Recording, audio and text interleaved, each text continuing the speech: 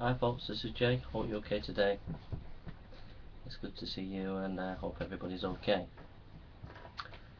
I've been studying this afternoon, and I'm very touched with what I've been studying. I've been studying some of the leading scientists in evolution and genetics, and what I've been studying has led me to come to the conclusion that we need to declare an all-out war on evolution.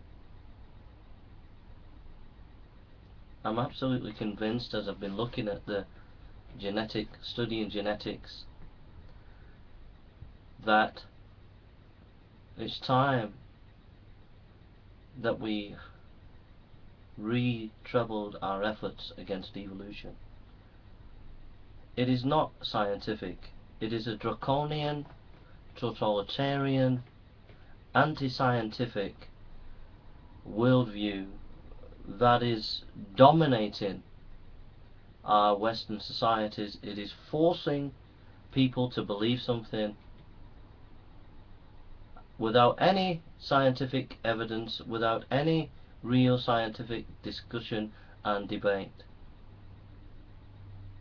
And it's time that we call time on it. It's time we wage war on evolution. When I say wage war, I mean we redouble our efforts, we write the articles, we do the videos, we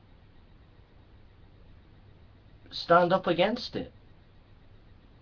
So those who are scientists, those who are philosophers, need to make a stand against it. It's the greatest lie of the modern age. It's the greatest mythology of modern age. It is blinding humanity and destroying humanity from seeing the reality of God the Creator. What is my evidence for what I'm saying? Now, what I'm going to say, the evolutionist and atheist, and the atheist will say, well, you know, Jay, we are atheists. We are not evolutionists, Jay. You know, evolution and atheism don't go in hand, because look, there are Christians over there who are theistic evolutionists. Well, I've got to say, those Christians who are into theistic evolution have caved in to man's ideas. They have not followed the Word of God. They are not biblical. If you are a theistic evolutionist, you are not biblical. You're a Judas. You've sold us out. You've sold us out. You're a Judas.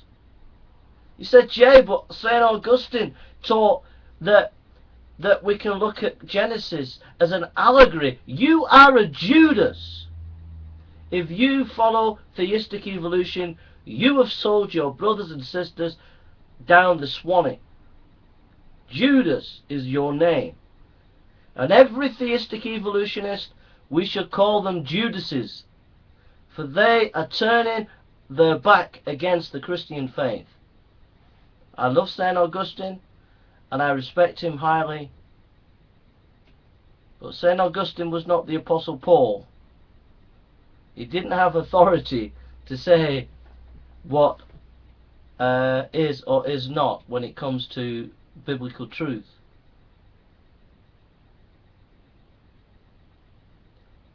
And the hypocrisy of the skeptics, the hypocrisy of the scientific community, propping up a theory that has no intellectual credibility and basis whatsoever.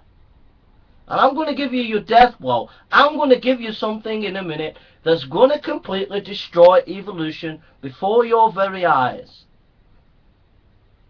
But the hypocrisy of you scientists and the hypocrisy of you atheists and skeptics who say we are not for evolution, we're just atheists or skeptics, it's hypocrisy. Because every moment, every time you get a chance, you want to push your evolution. You say we don't do witch hunts. You do witch hunts. The atheist and evolutionist do witch hunts against those who do not agree with evolution. They hound them. They hound PhD students. They hound scientists who would go against their beliefs, who would want to do new research against evolution. They are hounded. They are hounded.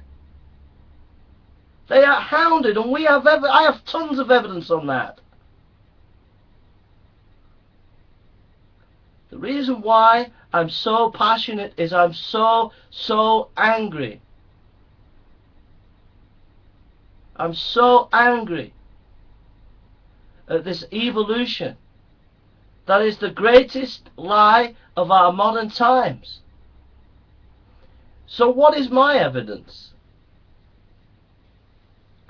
The second law of thermodynamics, it talks about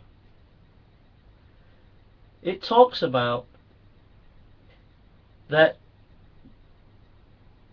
the whole universe is kind of winding down. The energy is winding down. There's decay within the universe.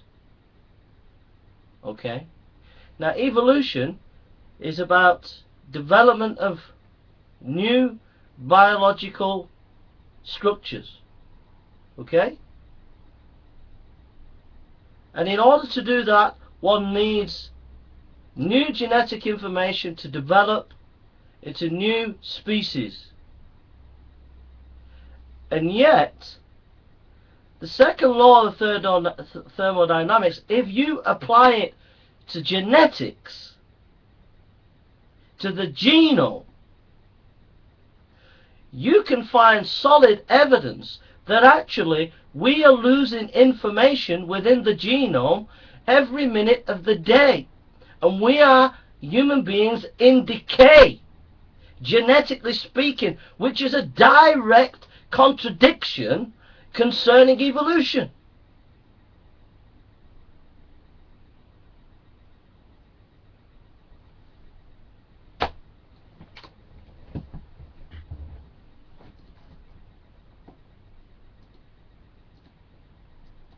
I'm sorry, folks, I'm just so passionate. I just get Dr. John Sanford gives us a bit of information here. And in a sense, this is how the sort of the classical evolutionary thinking has gone. At least as I was taught it when I was in school. But you're really looking way above the subatomic level. You're looking at someone who's got 5 fingers, someone's got 6 fingers, or whatever the case may be. And through natural selection and survival of the fittest, the person who is most capable of dealing with environment and all of that wins. But what you're saying is it's way beyond that. There's a braille system, as you say, beneath those mattresses. And somehow that has to be detected. It has to be detected, but it's inconceivable that it's inconceivable it could be detected. And so here's another example would be if you go to a middle school biology class, they would present it as in a very simple way. We have a group of organisms, and 2 or 3 of them are mutant, or they have some dysfunction, and 1 or 2 of them is extra good because it's had a beneficial mutation. So you just select away the bad individuals and let the best individual have extra children, and it's just all going to keep getting better. The reality is everybody's mutant, and basically all the differences, they're everybody carries tens of thousands of mutations, and the differences, each mutation has a minuscule effect, immeasurably small. So that the selection process is nothing to really grab hold of. Right. Yeah. No foothold. Now, your book is called Genetic Entropy, which by its very title suggests something stunning. So much is predicated, again, on the evolutionary perspective, on new information being added, of new things being created. The point you make on the genetic level is that there's nothing new being created. Rather, what has been created is we're actually losing. Entropy, there's this principle of things slowing down, and you actually suggest in your book that just as we readily accept the universe's heat death one day, one day in the far future, we undergo a gene death. The human race no longer will have enough to survive. So that's the reporter sort of defining Dr. Sanford, John Sanford's genetic entropy, and we've heard a little bit by Dr. John Sanford. But it's incontestable what this guy is saying. It's just incontestable. And as far as I'm concerned, we have to, I ask you to a call to arms to wage intellectual war against evolution. And I ask Christians to stop being Judases and following theistic evolution, but start to wage intellectual war against evolution. So I am going to redouble, treble, triple my efforts in combating evolution, which is not based on real science, but is based on myth. It's based on totalitarian KGB tactics, where you push people into line, and if they step out of line, you destroy their careers. That's what you do. And anybody who opposes you, you bring them down, and sometimes you bring them down in dirty tactics rather than proper intellectual discussion, dialogue and debate. So I ask everyone to follow and go forward and wage war, a call to arms against evolution. And you, Mr. Obama, should do a public inquiry as soon as possible into the persecution and the utter obscurantism of the evolutionist scientists in America the last 100 years, for they have consistently oppressed Christians who believe that God created the world in 6 days. They have been oppressed. They have been squashed, and their voice has been silenced. And it's time that you allow that people have their voice and say, and it's time it was taught in the schools of America and the schools of Europe that God created the world in 6 days. Okay?